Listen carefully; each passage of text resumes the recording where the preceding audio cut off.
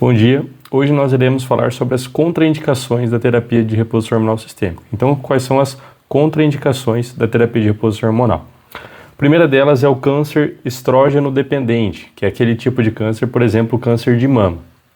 A outra que a gente tem é o tromboembolismo, seja um tromboembolismo agudo, ou que ela teve previamente, ou uma trombofilia, ou seja, risco de desenvolver tromboembolismo, como no exemplo da deficiência de vitamina C, deficiência de proteína S. Paciente que tem doença hepática ativa também tem uma contraindicação. Paciente que tem doença arterial coronariana, AVC ou AIT. E paciente que tem um sangramento vaginal inexplicável. Por quê? Isso aqui pode ser uma hiperplasia endometrial, pode ser um câncer de endométrio, tá? CA de endométrio.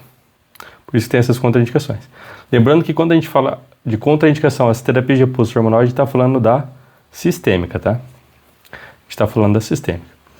Em relação à terapia vaginal e o câncer de mama, existem o quê? Poucos estudos dessa relação, tá? Então é melhor a gente evitar, tá? Inicialmente, para tratamento dos sintomas da paciente, como primeira escolha a gente tem hidratantes e lubrificantes vaginais. Se a paciente não conseguir melhorar com esse tratamento, a gente até pode usar estrogênio vaginal em dose baixa, tá? Mas a gente deixa para a última escolha. Quais são os benefícios que a paciente vai ter com a terapia hormonal sistêmica? Melhora da massa óssea, né? A gente sabe que o estrogênio tem receptor no osso e aumenta a massa óssea. Melhora dos sintomas depressivos, por quê? Porque nós temos receptor de estrogênio no sistema límbico, tá? Sistema límbico. Melhora das artralgias, tá? Então, principalmente do limiar de dor para as artralgias, principalmente do limiar de dor. Redução do risco de câncer de cólon, redução da demência, que está interrogado por quê? Essa redução da demência está associada ao início da terapia de reposição hormonal na perimenopausa. Então, uma paciente ali por volta dos 45 anos pode ter sim redução de demência se iniciado nessa fase, tá? Na perimenopausa. A questão da redução da DM2 ainda é interrogada. Quais são os esquemas de reposição? A gente tem a administração estrogênica via transdérmica, tá? O gel ou adesivo, e a via oral, as duas terapias sistêmicas, onde o estrogênio presente nessas formulações é o 17-beta ou valerato de estradiol, tá? Não é o mesmo do anticoncepcional, a gente já vai ver mais pra frente. Outra coisa que a gente tem que lembrar é que esses estrogênios não garantem contracepção, tá? São estrogênios mais fracos. Outra coisa que a gente tem que comentar, que tanto o estrogênio oral quanto a formulação transdérmica sempre tem que ser associados à progesterona em mulheres com útero. Para quê? Para prevenir a hiperplasia e o câncer de endométrio no futuro. Outra situação que a gente usa a progesterona, mas é uma mulher histerectomizada, ou seja, uma mulher sem útero, é na presença de endometriose. Por quê? Mesmo na mulher sem útero, em que a gente não teria indicação de iniciar a progesterona, se ela tem endometriose e você não iniciar a progesterona, você pode recidivar essa endometriose da mulher. De terapia tópicas, quais as formulações que a gente tem? A gente tem o estriol, a gente tem o estradiol e o promestireno, tá?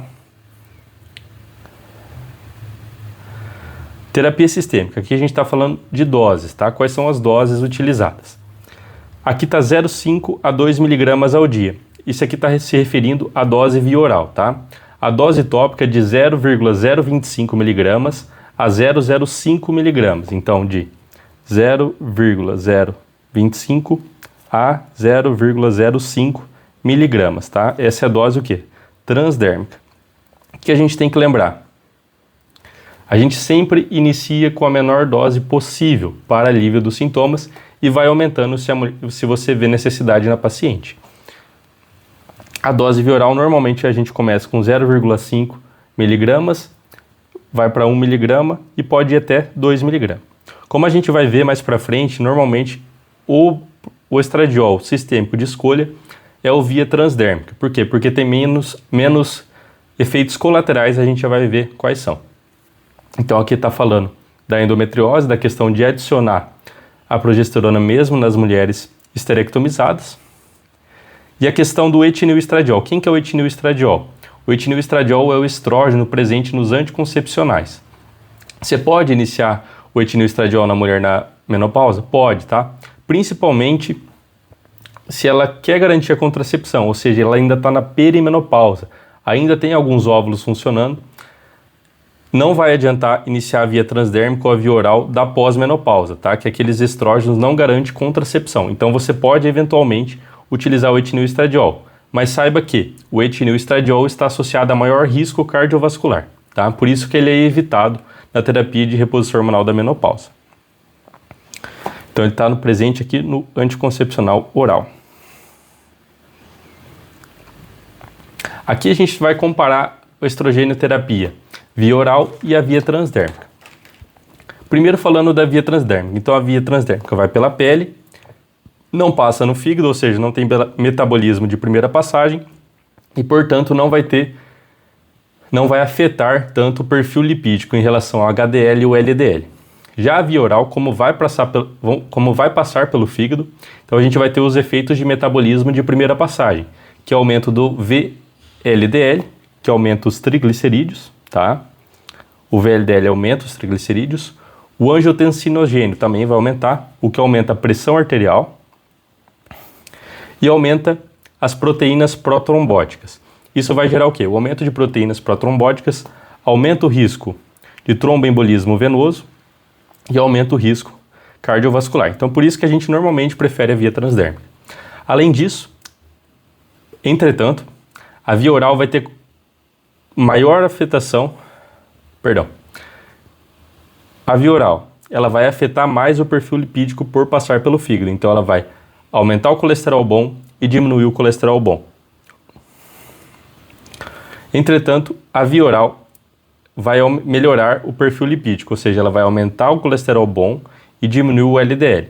Então, uma das principais indicações da via oral é aquela paciente que tem problemas no perfil lipídico, ou seja, ela tem o HDL baixo ou o LDL muito alto, tá? Principal indicação.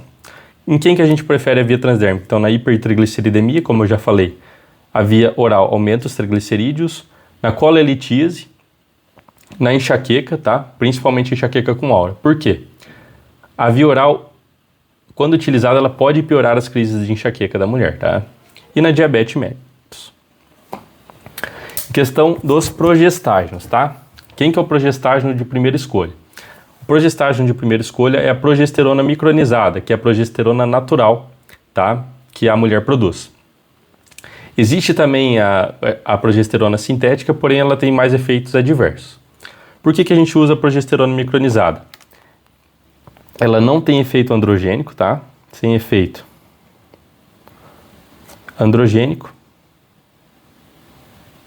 E ela é mineralocorticoide, antimineralocorticoide, tá?